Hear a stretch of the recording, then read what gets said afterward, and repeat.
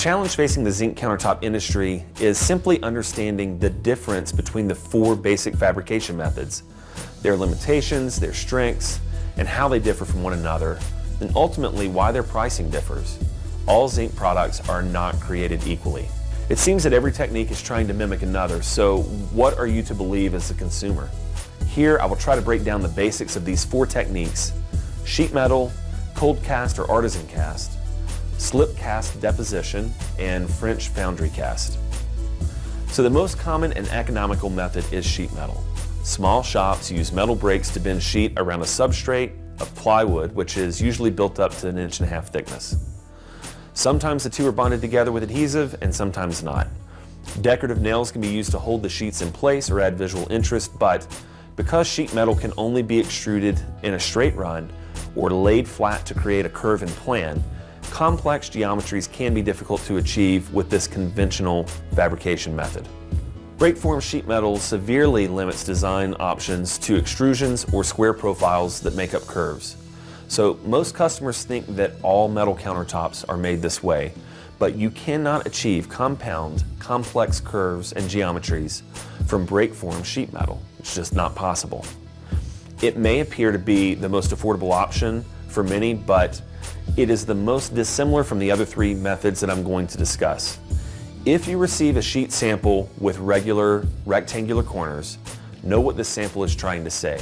It cannot transform into something it is not. Sheet is great for square edge tables, basic profiles, but even then other methods may outshine this basic technique. If a curve is executed in plan and an entire edge has to be soldered, know that once this detail goes through the patination process, the edge will look much different from the surrounding metal. It is an imperfect and rustic look that sometimes suits a project perfectly.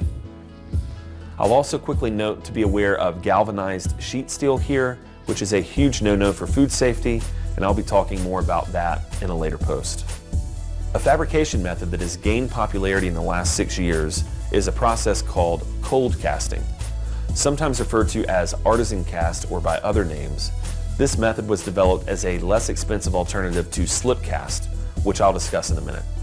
This rather deceptive description leads you to believe that this involves some two-part mold broken directly from the core of the planet Krypton, but just like the early frost brewing ads from the 1990s, it leaves the user disappointed in the end.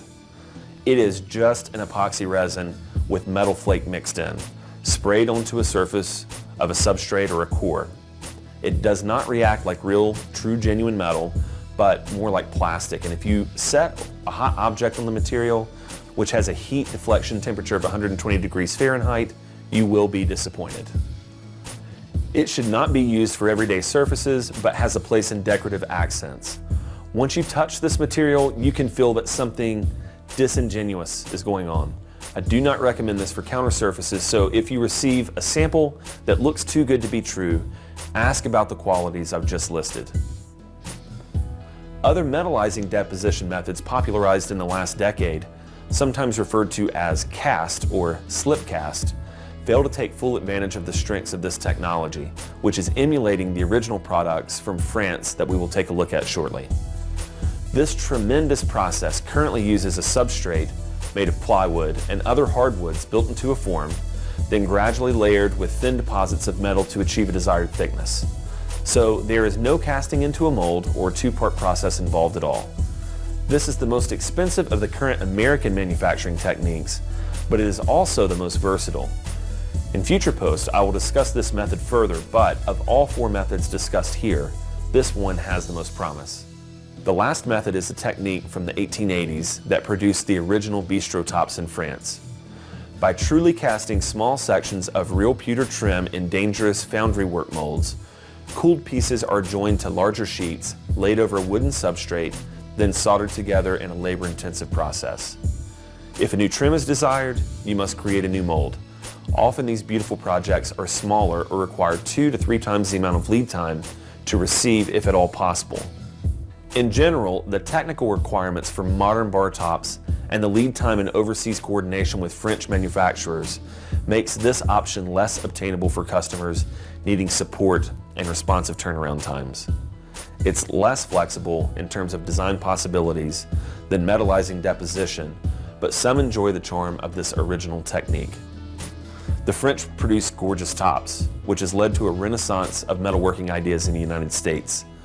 These tops are the most expensive, but they only come in one metal, pewter, which is very soft. When talking about zinc counters, understand the fabrication method and the limitations and strengths associated with it. Each is very different from the next, and clearly understanding that 4 different products are available to the market will help you ask the right questions when it comes to specifying a product, eliminating inferior methods, and ultimately decoding pricing.